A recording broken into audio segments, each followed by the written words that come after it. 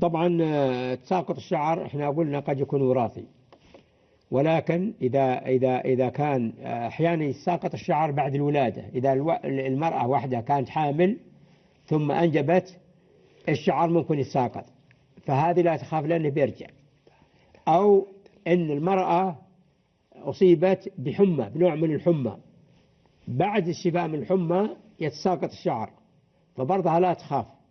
إذا عندنا حاجتين: يا أنها أنجبت فبيتساقط الشعر بعد الإنجاب، أو أنها أصيبت بحمى فبيتساقط الشعر بعد الحمى، فلا تقلق لأنه بيرجع. أما إذا كان هناك شيء وراثي فلا نستطيع أن نعمل شيء، لكن في شيء احنا قلنا قد يكون عندها كسر في الغدة الدرقية، لأن الكسر في الغدة الدرقية يتساقط الشعر.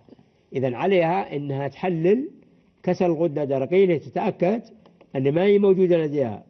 إذا حللت وتأكدت أنها صحيحة، إذا بقي معنا استخدام هيردال بمعدل حبة واحدة يوميا لمدة 60 يوم، يشترى من الصيدليات، وهو آمن وما في خوف.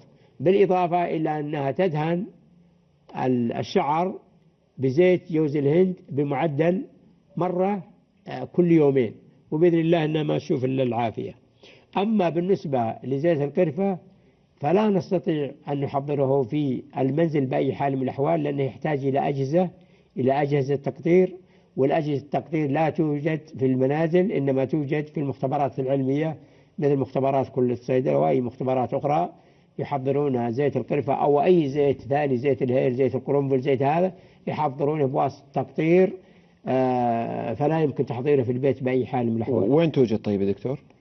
موجود في الكل، يعني إذا كان ممكن نشتري لها 2 كيلو 3 كيلو، تذهب إلى قسم العقاقير بكل صيدلة وتقول والله أنا أبغاكم تقطروا لي هذا القرفة، ويأخذون منها مبلغ معين، وفي خلال الساعة يعطونها زيت القرفة صافي من أجمل ما يمكن. أيوة جيد.